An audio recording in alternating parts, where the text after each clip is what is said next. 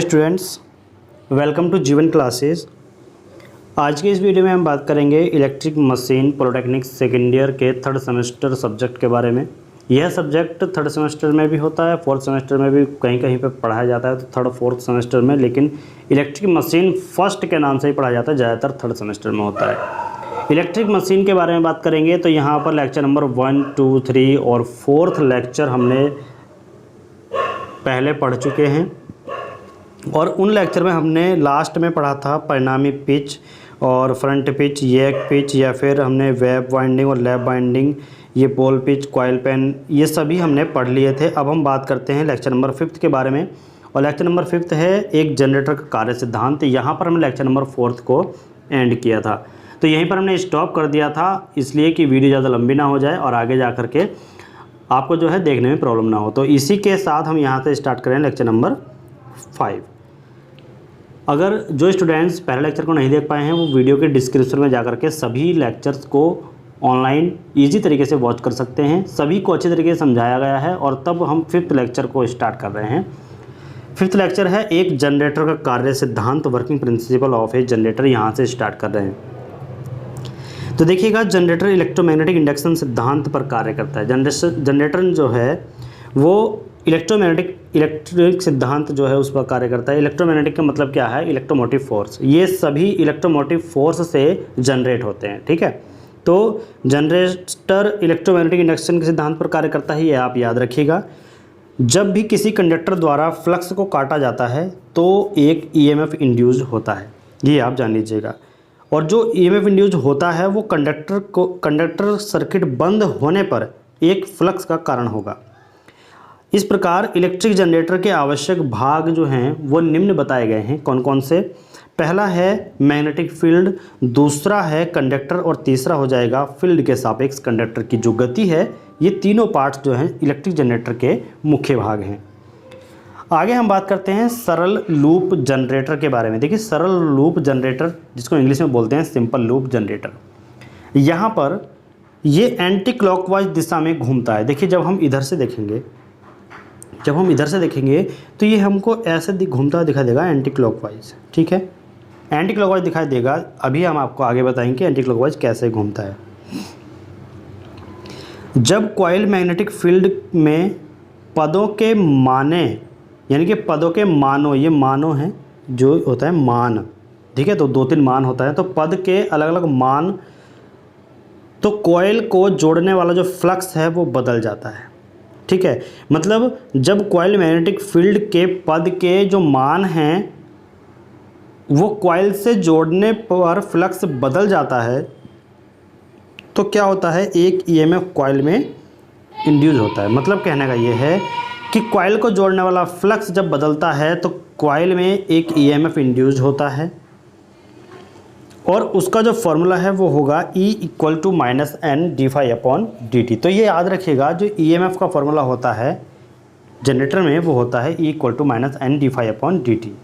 देखिए, फाई क्या है? फ्लक्स है, और टी क्या है? समय की दर। यहाँ पर आप देख सकते हैं कि ये जो है N, ये S सिरा है और ये N सिरा है किसी भी जनरेटर के मैग्नेट का, और यहाँ पर ये गैल्वेनोमीटर है, ये काम करता है। गैल्वेनोमीटर का क्या काम होता है कि हमें करंट को बताता है। जैसे इसकी जो नीडल है उसमें विक्षेप होगा तो हमें पता चल जाएगा कि करंट कितना है। इसी के साथ ही लोड लगाया हुआ है, इस लोड का क्या कार्य है आगे हमें पता चल जाएगा। इस फिगर को आप ध्यान से देखिएगा।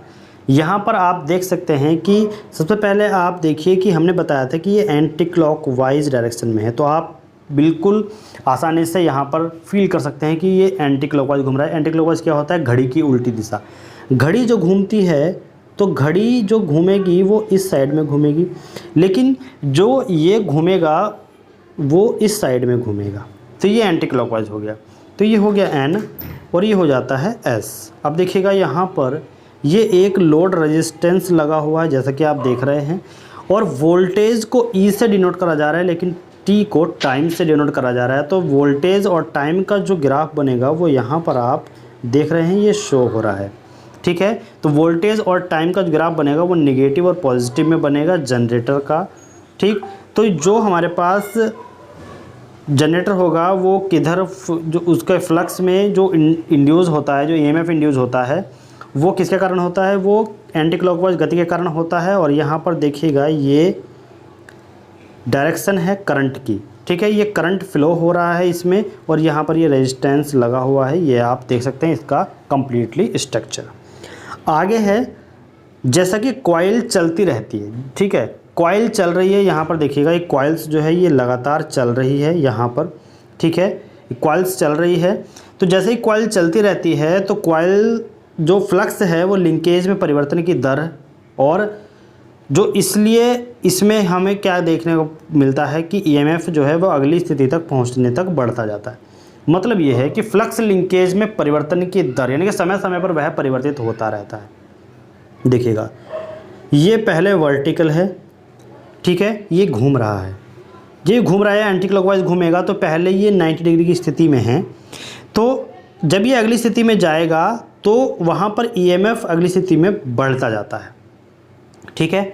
जब ईएमएफ बढ़ता जाएगा तो जब तक कि अगली स्थिति आए, कितनी 0 से 90 तक पहुँच जाए, तब कॉइल्स का तल क्षैतिज है, ठीक है, यानी कि 0 से 90 तक जब पहुँचता है तो शुरुआत में कॉइल्स का तल क्या है, क्षैतिज है, अर्थात बल की रेखाएं जो है वो क्या हैं, समांतर हैं।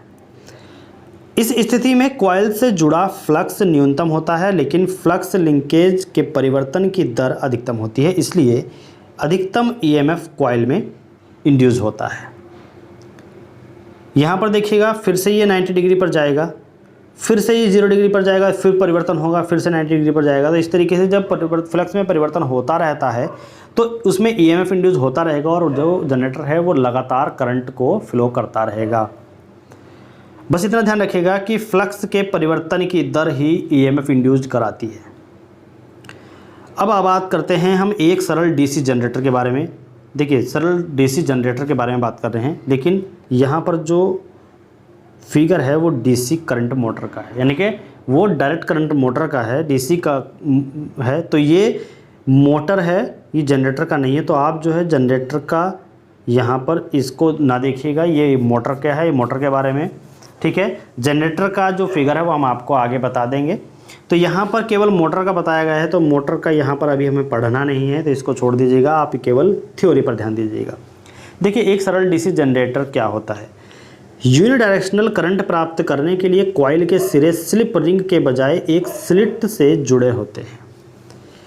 स्लिप रिंग यानी कि जो कम्यूटेटर है उसका कार्य फिक्स बुश के माध्यम से रोटेटेड कॉइल के कनेक्शन को रिवर्स करना, और दूसरा काम क्या होता है, ईएमएफ को एक दिशा में कलेक्ट करना होता है।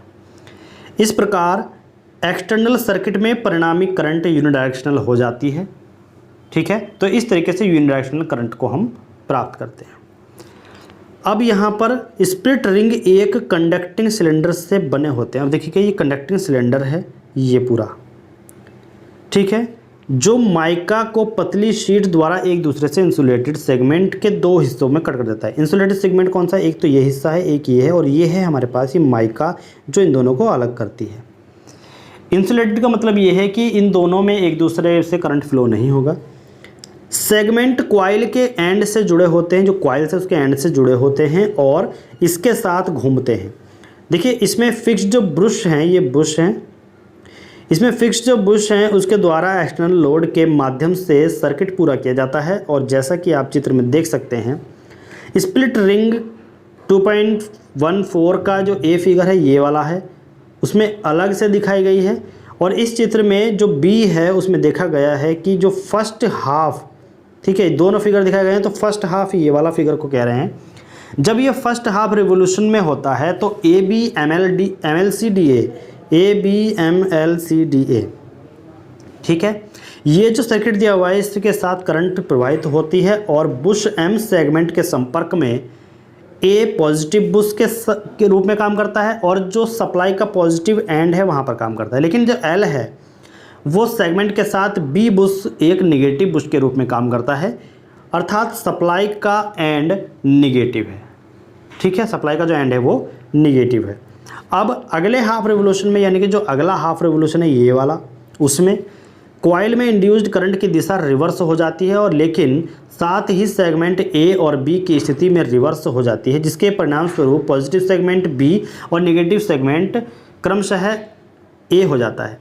तो एम एल बुश के संपर्क में आते हैं और एक्सटर्नल रेजिस्टेंस के माध्यम से आउटपुट करंट का वेव डायग्राम हमें ऐसा दिखाई देता है। कैसा? ये पॉजिटिव पॉजिटिव पॉजिटिव, ये सभी पॉजिटिव में चलते हैं, यानी कि ईएमएफ पॉजिटिव में होता है, ये डीसी के लिए होता है और एसी के लिए आप सभी जानते हैं कि ये पॉजिटिव निगेटिव में हमें इस तरीके से वेव चित्र मिलता है। अब इस प्रकार एक्सटर्नल लोड सर्किट में करंट की दिशा कैसी होती है? समान होती है। समान का मतलब क्या है? यूनि डायरेक्शनल होती है, यानी कि उसी दिशा में होती है। अब बात करते हैं डीसी मोटर का कार्य सिद्धांत क्या है, यानी कि working principle of DC motor. चलिएगा इसी पे बात कर लेते हैं। तो यह वह सिद्धांत है जिस पर एक डीसी मोटर कार्य करती है। कौन सा? डीसी मोटर का कार्य सिद्धांत। तो वही कार्य सिद्धांत है जिस पर एक डीसी मोटर कार्य करती है। कौन सा कार्य सिद्धांत है? आगे पढ़ रहे हैं। देखिए, यदि एक करंट कैरिंग कंडक्टर को जो मैग्नेटिक फील्ड है उसमें रखा जाता है तो डायरेक्ट जो कंडक्टर पर मैकेनिकल बल है उसका अनुभव कराता है, जिसकी दिशा फ्लेमिंग के बाएं हाथ के नियम से जान सकते हैं, जिसे मोटर का नियम भी कहा जाता है। और इसलिए कंडक्टर बल की दिशा में आगे बढ़ता रहता है। मैकेनिकल बल का अनुभव कंडक्टर का परिमाण B द्वारा दिया जाता है और मैकेनिकल बल क्या है? वो F है, जिसको हम BIC और LC कहते हैं। ठीक है, देखिए BIC और LC इस तरीके से लिखा हुआ है, सफिक्स में है। और ये किस में होता है? ये न्यूटन में होता है, इसका ध्यान रखिएगा। ये आपको पता ही है कि जो मतलब फोर्स है वो न्यूटन में होता है। यहाँ पर देखिए, जहाँ बी फील्ड की स्ट्रेंथ यानी कि टेस्ला में है, देखिए फील्ड जो चुंबकीय हम क्या कहते हैं, चुंबकीय क्षेत्र है, मैग्नेटिक फील्ड है, उसको बी से नापते हैं, बी में लिखते हैं और वो वेबर पर मीटर स्क्वायर में नापी जाती है। कंडक्टर के साथ माध्यम में प्रवाहित होने वाली करंट एम्पियर में होती है और जो एल है वो कंडक्टर की लंबाई वो मीटर में होती है। जब मोटर डीसी मेन सप्लाई से जुड़ा होता है तो एक डायरेक्ट करंट बुश और कम्यूटेटर से आर्मेचर वाइंडिंग से गुजरती है। कम्यूटेटर से और आर्मेचर वाइंडिंग से गुजरती है। कम्यूटेटर से गुजरते समय इसे एसी में परिवर्तित किया जाता है। ताकि एसी में क्यों परिवर्तित किया जाता है? क्योंकि क्रमिक फील्ड पोतों के नीचे कंडक्टरों का समूह विपरीत दिशाओं में करंट को ले जाए, इसलिए इसको जो है एसी में बदल दिया जाता है। अब बात करते हैं एक डीसी मोटर, यानी कि हम बात कर रहे हैं एक डीसी मोटर में कम्यूटेटर एक्शन की। एक डीसी मोटर में कम्यूटेटर का क्या एक्शन है, कैसे वो कार्य करता है, उसके बारे में देख लेते हैं। तो डीसी मोटर के केस में यह आवश्यक है कि आर्मेचर वाइंडिंग कॉइल्स के माध्यम से करंट को रिवर्स किया जाए, और क्योंकि एक विशेष कॉइल्स एक पोल यानी कि उत्तरी पोल को छोड़ देता है, न्यूट्रल लाइन को पार करता है और अगले पोल के प्रभाव में आता है। ठीक है, जो विपरीत पोलरिटी यानी कि दक्षिण पोल का होता है। देखिए यहाँ पर उत्तरी पोल में है, लेकिन जो विपरीत पोलरिटी का होता है उसके प्रभाव में ये आता है और कम्यूटेटर का ऑपरेशन जो कि उपरोक्त उद्देश्यों को पूरा कर लेता है।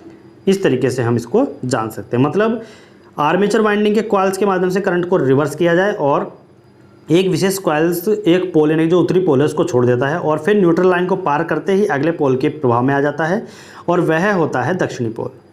ठीक है, तो कम्यूटेटर का इस तरीके से उद्देश्य होता है। अब आप बात करते हैं कि जो स्थिति फर्स्ट है उसमें क्या है। देखिए, स्थिति फर्स्ट में लाइन करंट कम्यूटेटर सेगमेंट में आती है। कम्यूटेटर सेगमेंट में आती है लाइन करंट, उससे हो गया। अब देखिए रोटर के यानी कि रोटर से दूर कॉइल के नीचे आई तरफ एक से होकर प्रवाहित होती है, यानी कि एक ये है तो यहाँ से होकर प्रवाहित हो रही है। ठीक है, अब फिर कॉइल के ऊपरी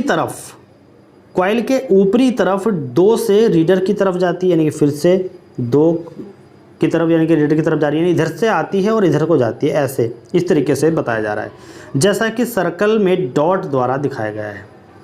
ठीक है, कम्यूटेटर सेगमेंट तक पहुंचती है और बुश के माध्यम से फिर लाइन में प्रवाहित होती है और कॉइल दक्षिणावर्त दिशा में घूमते रहेंगे, जैसा कि फ्लेमिंग के बाएं हाथ के नियम से निर्धारित होता है, जो उसकी दिशा को दर्शाता है। ठीक है, अब क्या होगा, स्थिति सेकंड में बात करें तो स्थिति सेकंड हम यहाँ पर ये लेंगे, तो ये अब पहले 1 स्थिति यहाँ पर थी और अब 1 स्थिति यहाँ पर है, ये घूम करके यहाँ पर आ गई। पहले 2 स्थिति यहाँ पर दिखाई गई थी, अब 2 स्थिति यहाँ पर दिखाई गई। मतलब ये क्या है, कुछ यहाँ पे मूवमेंट हुआ है। तो सेकंड स्थिति जब बदली तो उसमें हम क्या देखा, कॉइल मैग्नेटिक न्यूट्रल लाइन पर है, यानी कि ये न्यूट्रल लाइन है, तो इसी मैग्नेटिक न्यूट्रल लाइन पर कॉइल आ जाती है और कम्यूटेटर सेगमेंट और बुश के बीच कोई संपर्क और कॉइल के माध्यम से करंट का प्रभाव नहीं होता, कोई भी संपर्क नहीं रहता और करंट का प्रभाव होगा ही नहीं। तो यहाँ पर न्यूट्रल लाइन पे ये होती हैं। कॉइल जड़त्व द्वारा लाइन को पार करती हैं और जो कॉइल हैं वो एक के केस में कॉइल से शेष टर्न आवश्यक टॉर्क की आपूर्ति करेंगे, यानी कि जो ये फर्स्ट है यहाँ से टॉर्क होगा तो ये फिर से आगे बढ़ेगा और 2 स्थिति फिर यहाँ पे आएगी। इसके बाद स्थिति थर्ड में जब ये स्थिति फिर बदलेगा, 1 और 2 पोल बदल गए, यानी कि आपस में विपरीत हो गए। पहले 2 यहाँ पर था, अब 1 है, पहले 1 यहाँ पर था, अब यहाँ पर 2 है। ठीक है, तो उनके माध्यम से करंट रिवर्स की कम्यूटेटर सेगमेंट से हालांकि बुश के साथ संपर्क भी बदल दिया जाता है और इस प्रकार कॉइल पहले की तरह अर्थात यानी कि इस तरीके से हम कह सकते हैं कि लगातार घूमती रहती है। मोटरिंग और जनरेशन के लिए कम्यूटेटर का कार्य क्या होता है, इसको भी जान लेते हैं। Function of the commutator for motoring and generation action. बात करते हैं, कम्यूटेटर एक रिवर्सिंग स्विच के रूप में कार्य करता है। देखिए कम्यूटेटर क्या कार्य करता है, एक रिवर्सिंग स्विच है। कम्यूटेटर क्या है, एक रिवर्सिंग स्विच है, ये उसके तरह कार्य करता है और मोटर और जनरेटर में इसकी जो क्रिया है वो इस प्रकार होती है। कैसे, डीसी मोटर के केस में कम्यूटेटर करंट को रिवर्स कर देता है। डीसी मोटर के केस में क्या करता है, कम्यूटेटर करंट को रिवर्स कर देता है। और कैसे रिवर्स करता है, जब आर्मेचर कॉइल मैग्नेटिक न्यूट्रल अक्ष को पार करता है तो वह कम्यूटेटर जो काम करता है डीसी मोटर में वो करंट को रिवर्स कर देगा। आगे, यह एक यूनिडायरेक्शनल टॉर्क को बनाए रखने के लिए आवश्यक है, तभी तो वो घूमेगा, यानी कि जो न्यूट्रल एक्सिस से है तो वहाँ पर करंट फ्लो होगा नहीं। जब यह यूनिडायरेक्शनल टॉर्क को बनाए रखेगा, उसी डायरेक्शन में टॉर्क को बनाए रखेगा, तो ये फिर से उस टॉर्क के माध्यम से अगली स्थिति पर पहुँचेगा, फिर से उसमें करंट फ्लो होने लगेगा, फिर अपने फोर्स को फिर से जनरेट करेगा, फिर से जो फ्लक्स है वो जनरेट होगा और फिर से वो घूमेगा। ऐसे ही चलता रहता है। तो क्या होता है कि कम्यूटेटर डायरेक्ट करंट को अल्टरनेटिव करंट में परिवर्तित कर देता है जिससे कि वो टॉर्क को प्राप्त कर सके। एक डीसी जनरेटर में आर्मेचर कॉइल में इंड्यूस्ड ईएमएफ प्रकृति में अल्टरनेटिव होता है, यानी कि जो अल्टरनेटिव करंट की तरह वो बिहेव करता है। तदनुसार आर्मेचर कॉइल्स में प्रभावित होने वाला जो करंट है वो भी कैसा हो जाता है, अल्टरनेटिव हो जाता है, बदल जाता है। जब आर्मेचर कॉइल मैग्नेटिक न्यूट्रल अक्ष को पार कर जाता है तो कम्यूटेटर सटीक इंस्टेंटेनियस समय में इस करंट को फिर से रिवर्स कर देता है। इसलिए जो जनरेटर के लिए बहाया जाता है, जो भी करंट होता है, जो करंट बहता है उसको एक यूनिडायरेक्शनल करंट या फिर डायरेक्ट करंट मिलता है। ठीक है, जो जनरेटर के लिए करंट फ्लो होता है वो या तो यूनिडायरेक्शनल करंट और डायरेक्ट करंट मिलता है जो लोड है उसमें। अब बात करते हैं एक डीसी जनरेटर का ईएमएफ समीकरण कैसे प्राप्त करते हैं, इलेक्ट्रोमैग्नेटिक फोर्स का जो फॉर्मूला है उसको कैसे प्रूव करते हैं। ठीक है, कैसे उस फॉर्मूले को हम प्रूफ करेंगे, कैसे उस फॉर्मूले को सिद्ध करेंगे, कैसे वो फॉर्मूला आएगा, उसके बारे में बात करते हैं। तो देखिए, एक डीसी जनरेटर के बारे में बात कर रहे हैं तो हमने मान लिया कि डीसी जनरेटर का जो फील्ड की पोलों की संख्या वो कितनी है, P है।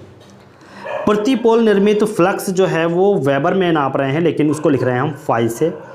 आर्मेचर कंडक्टर की जो कुल संख्या है डीसी जनरेटर में वो है Z, और आर्मेचर में समांतर पथ की संख्या A है, और आर्मेचर की रोटेटेड स्पीड RPM रिवोल्यूशन प्रति मिनट में N बता रहे हैं। अब ध्यान रखिएगा, अगर रिवोल्यूशन प्रति सेकंड की बात करेंगे तो N/60 हम लेंगे, आगे आपको पता चल जाएगा।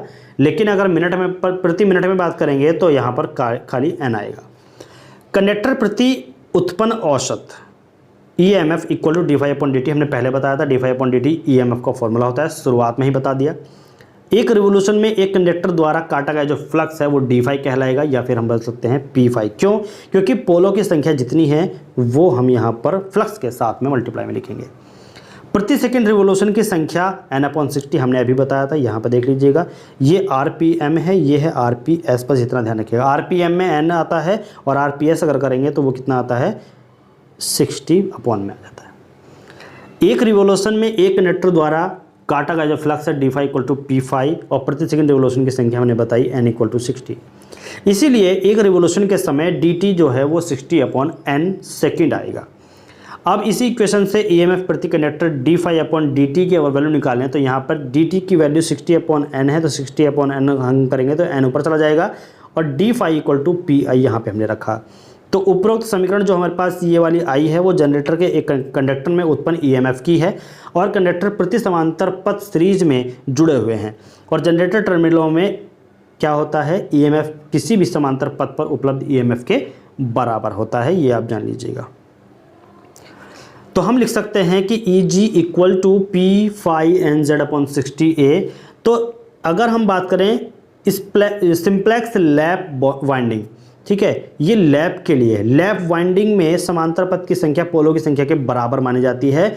तो इसलिए लैप वाइंडिंग का डीसी जनरेटर के लिए फॉर्मूला E = यानी कि EMF का फॉर्मूला क्या होगा p∅NZ/60P। इसी तरीके से सिंप्लेक्स वेब वाइंडिंग, अब ये है वेब वाइंडिंग के लिए।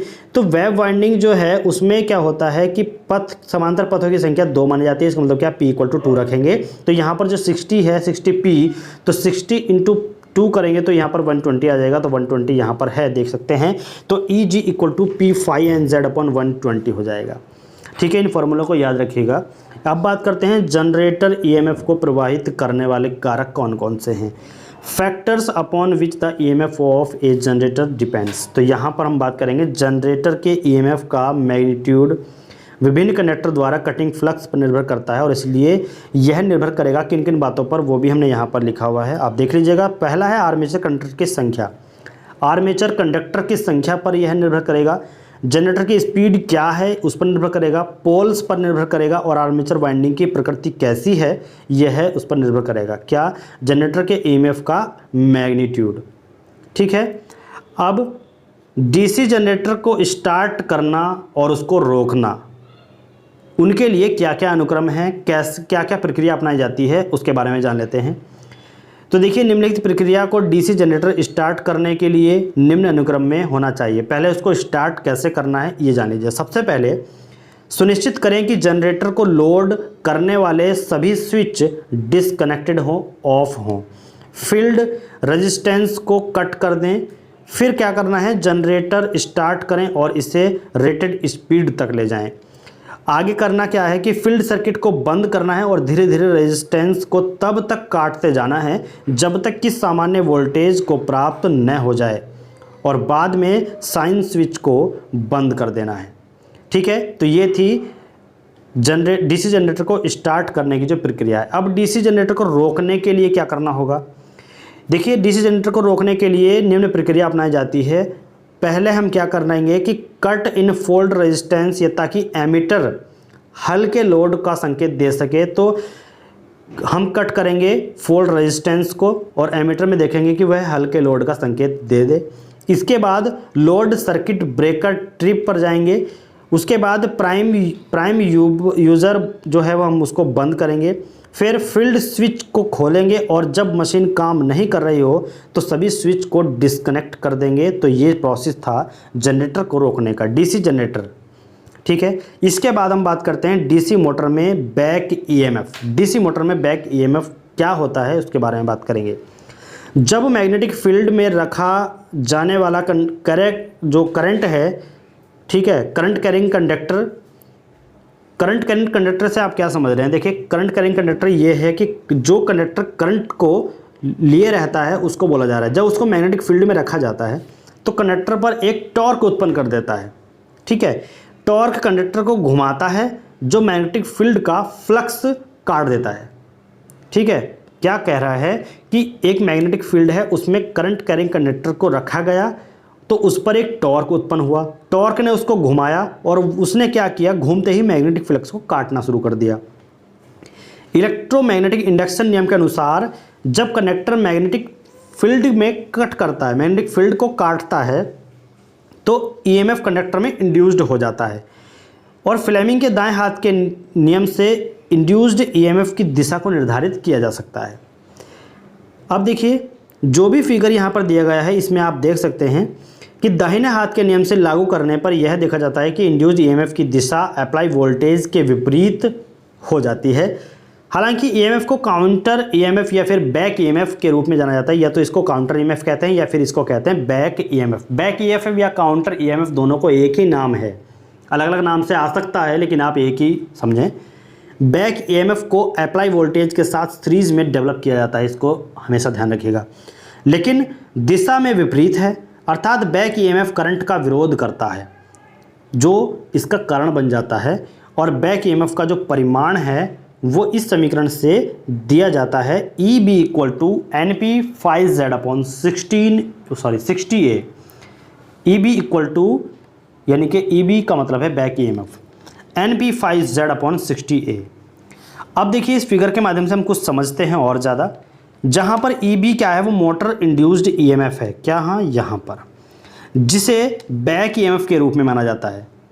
A विपरीत पोलैरिटी के बुश के बीच आर्मेचर के माध्यम से समांतर पथ की संख्या है, और P पोलों की संख्या है, और N क्या है स्पीड है, और Z आर्मेचर में कुल कंडक्टर, और फाई क्या है वो पोल के लिए उपयोगी फ्लक्स है। ठीक है, ये सभी जो डेनोशन है, जो डेनोशन के साइन है डिनोट कर रहे हैं जिसको वो हमने बता दिया। फाई पोल के फ्लक्स को डिनोट करेगा, Z आर्मेचर में कुल कंडक्टर की संख्या को बताएगा, N स्पीड को डिनोट करेगा, P जो है वो पोलों की संख्या को बताएगा। मोटर के रूप में कार्य करने वाली मशीन का एक साधारण बेसिक सर्किट डायग्राम हमने इस फिगर में दिखाया गया है। तो देखिए इस केस में क्या होता है, बैक ईएमएफ का परिमाण हमेशा सप्लाई वोल्टेज से कम होता है। इस लाइन को तो आप जरूर याद रख लीजिएगा कि बैक ईएमएफ का जो परिमाण होगा, उसका जो वैल्यू होगी वो हमेशा अप्लाई वोल्टेज से कम होगा। जब मोटर सामान्य परिस्थितियों में चलती है तो दोनों के बीच अंतर लगभग बराबर होता है। मेन सप्लाई के कारण करंट मोटर पर इंड्यूस्ड होता है, और मेन सप्लाई बैक ईएमएफ और आर्मेचर करंट के बीच संबंध जो आता है वो हमें मिल जाता है EB = V-IaRa के रूप में देखने को मिलता है। ठीक है, तो यहाँ पर हमने देखा कि जो डीसी मोटर का बैक ईएमएफ है वो क्या होता है, कैसे उसको फॉर्मूले से हम डिनोट कर सकते हैं, कैसे उसको सॉल्व कर सकते हैं। अब आगे देखेंगे डीसी जनरेटर का बैक ईएमएफ क्या होता है। ठीक है, तो दोस्तों जो स्टूडेंट्स हमारे चैनल पर नए हैं वो चैनल को सब्सक्राइब कर लें, ताकि आने वाले सभी वीडियो के जो नोटिफिकेशंस हैं वो आपके मोबाइल पर सबसे पहले पहुँचे। तो सब्सक्राइब करने के बाद बेल आइकन को प्रेस करना ना भूलें और ऑल नोटिफिकेशन को ऑन कर दें। आपके हिसाब से यहाँ पर जो वीडियोस हैं वो कैसी हैं, इसका जो फीडबैक है वो आप हमको कमेंट बॉक्स में ज़रूर दें, जिससे कि हम और मोटिवेट हो सकें और आपके लिए और भी अच्छी अच्छी वीडियोस ला सकें। इसलिए हम आपको एनिमेशन में वीडियोस ला रहे हैं, जैसे कि आप समझ सकें, अच्छे से समझ सकें, अच्छे से समझ में आ सके। आप नोट्स भी यहाँ पर ले सकते हैं। आप हमारे टेलीग्राम चैनल को ज्वाइन कर सकते हैं। टेलीग्राम चैनल का नाम है जीवन क्लासेस, और जीवन क्लासेस चैनल का नाम है, लेकिन जो लिंक है वो डिस्क्रिप्शन में दिया गया है। इस वीडियो के डिस्क्रिप्शन में आपको मिल जाएगा। अदर्स चैनल्स हैं, अदर्स चैनल्स जैसे कि आप न्यूज़पेपर, इंग्लिश में न्यूज़पेपर पढ़ना सीख सकते हैं। उससे क्या फ़ायदा होगा, आपका इंग्लिश में बात करना, आपका इंग्लिश समझना, आपका इंग्लिश पढ़ना और आपको इंग्लिश को समझना बहुत ही आसान हो जाएगा। आपकी वॉकेब बहुत ही अच्छी हो जाएगी। आप फ्लुएंटली इंग्लिश बोल सकते हैं, सुन सकते हैं, समझ सकते हैं। आप इंग्लिश से बोर नहीं होंगे, आपको इंग्लिश का डर बिल्कुल नहीं सताएगा। इसलिए आपको उस चैनल का लिंक भी यहाँ पर मिल जाएगा। उस चैनल का नाम है जीवन एकेडमी। ठीक है, तो यहाँ पर आपका ये ऐसा प्लेटफॉर्म है जहाँ पर आपको सब चीज़ प्रोवाइड कराई जाएगी। तो कमेंट बॉक्स में आप जो है इसकी प्रतिक्रिया दे सकते हैं। Thank you, thanks for watching. मिलते हैं नेक्स्ट वीडियो में लेक्चर नंबर 6 के साथ, और आगे बढ़ते हैं डीसी जनरेटर का बैक ईएमएफ के बारे में।